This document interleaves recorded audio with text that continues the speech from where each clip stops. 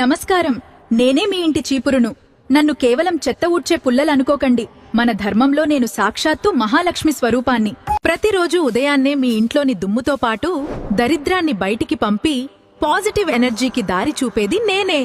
నన్ను ఇంట్లో ఉంచుకున్నప్పుడు కొన్ని నియమాలు పాటించాలి, లేకపోతే మీ ఇంట్లో దరిద్రం తాండవం చేస్తుంది. అవేంటో తెలుసా? మొదటి నియమం, సూర్యాస్తమయం తర్వాత ఇంట్లో నాతో ఊడ్చకూడదు. అలా చేస్తే సాక్షాత్తు లక్ష్మీదేవిని ఇంట్లోంచి బయటికి గెంటేసినట్లే. రెండవ నియమం, పొరపాటున కూడా నా మీద కాలు వేయకండి, నన్ను తొక్కకండి. అది సిరి సంపదలను డైరెక్ట్గా అవమానించడమే అవుతుంది. మూడవ నియమం, నన్ను ఎప్పుడూ నిలువుగా గోడకు ఆనించి పెట్టకూడదు.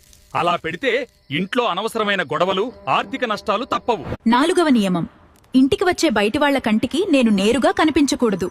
ఇంట్లో డబ్బుని ఎలా దాచుకుంటామో నన్ను కూడా అలాగే దాచాలి. ఐదో నియమం, నన్ను ఎప్పుడూ దేవుడి గదిలోగాని ఈశాన్య మూలలోగాని